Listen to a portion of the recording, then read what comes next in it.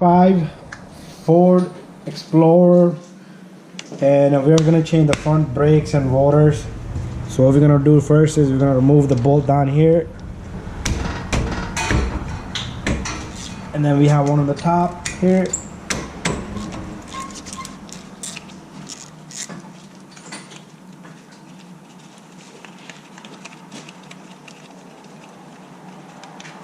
So we get the top bolt out, the bottom bolt out.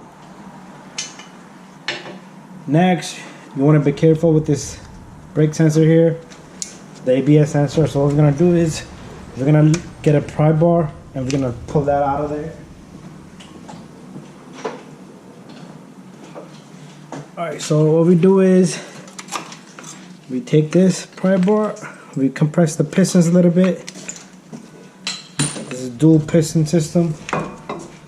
And we'll take this caliper and let it sit up here. And what we're going to do is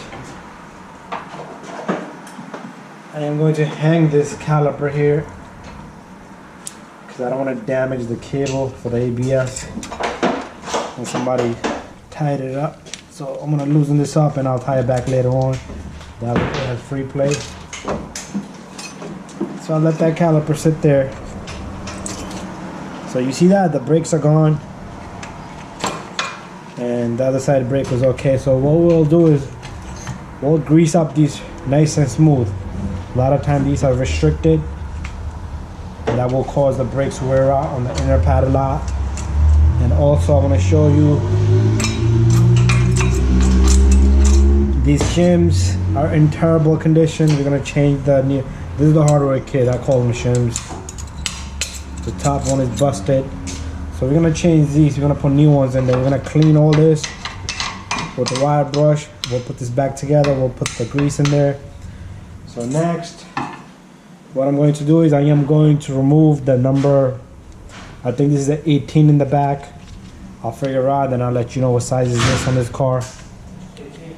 Okay, this is 18. So we'll take out both of these and this bracket should come out and the rotor should come out. Alright, so we have this number 18s out and this bracket should come right out. And once you have the bracket out, you should be able to get this rotor out. And if it doesn't come out, you can hit it and it should come out just like that. And you want to see the back of the rotor's head is terrible.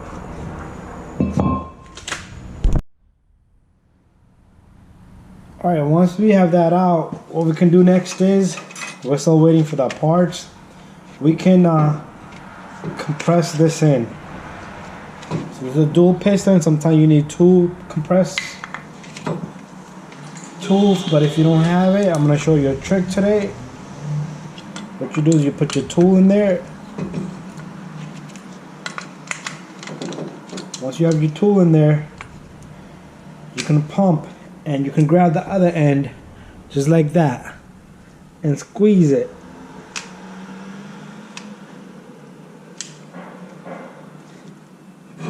I'm squeezing this one with hand and the other one.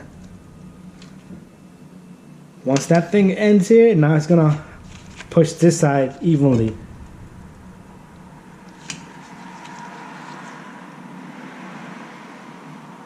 There you go. This is a good caliper, okay? If it doesn't go back like that, you have a bad caliper. So I'm gonna hang this back up with the hanger. Alright, so this cable is not being pulled. What I'll do is I'll clean the surface here a little bit on the hub. A lot of times there's a corrosion on the hub or build up. You want to get all that out because if the rotor doesn't sit flush, it is gonna shake on high speed just like a warped rotor or bent rotor would.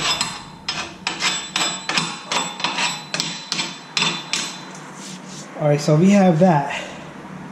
And now we gotta wait for new pieces.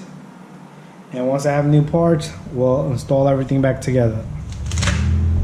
We have the new disc here. This is a new rotor. We clean the surface with the brake cleaner, parts cleaner. Make sure you do clean both sides, front and back, because they usually put oil on it. That's to prevent rust. What I like to do is put this caliper, put this rotor in. You would take one of your lug nuts, stick it in there. It should hold it for you. So when you put that lug nut in there, it's gonna hold the rotor in place for you. So you take one of your lugs and put that on so this rotor's not going anywhere. Next, what I'm going to do is I am going to install this new hardware kit.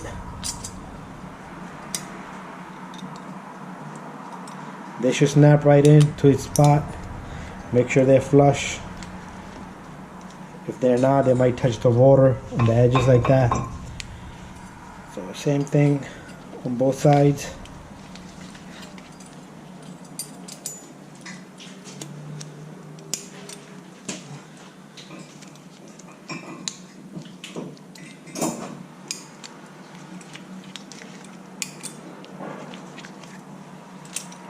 There's a trick to it. You want to get it in there in the center.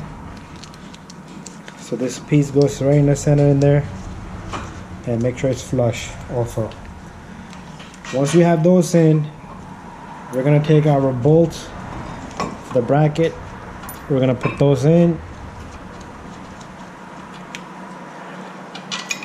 Right back there. Then we get them both in.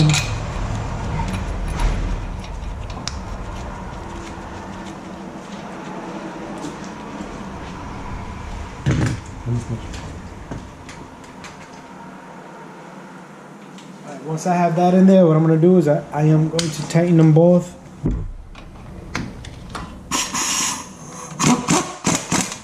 Nice and tight. Same thing for the top one. This cable is bothering me. There you go.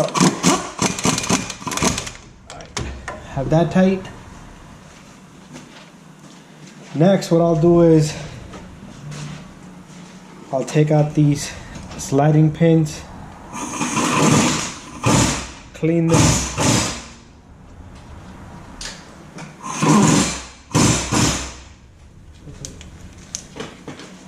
I'm gonna clean them both, and I'm gonna put new grease on it, on both of these. The one I took out from the bottom doesn't have the rubber there, so if you have the one with the rubber, that goes from the top, so this one's in the bottom.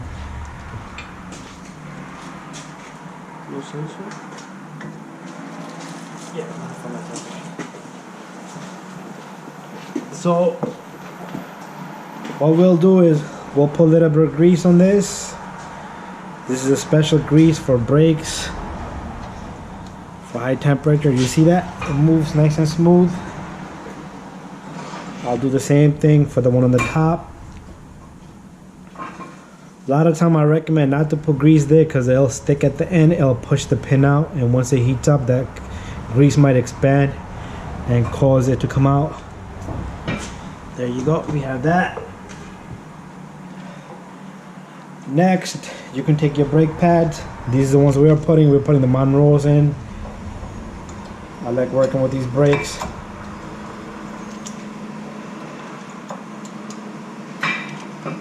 So the brake pads go in.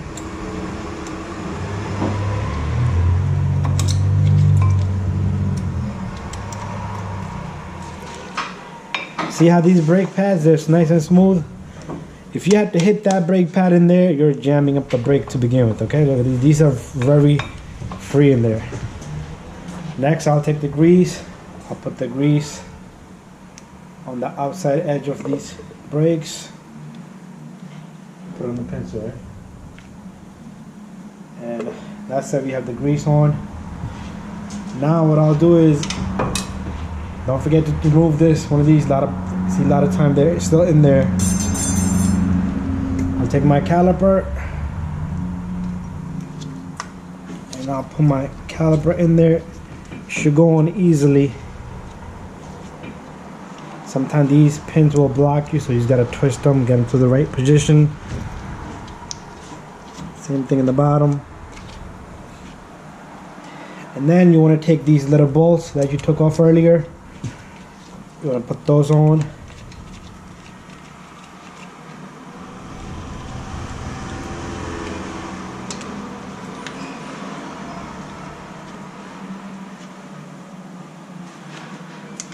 One in the top, one in the bottom. Makes it ratchet.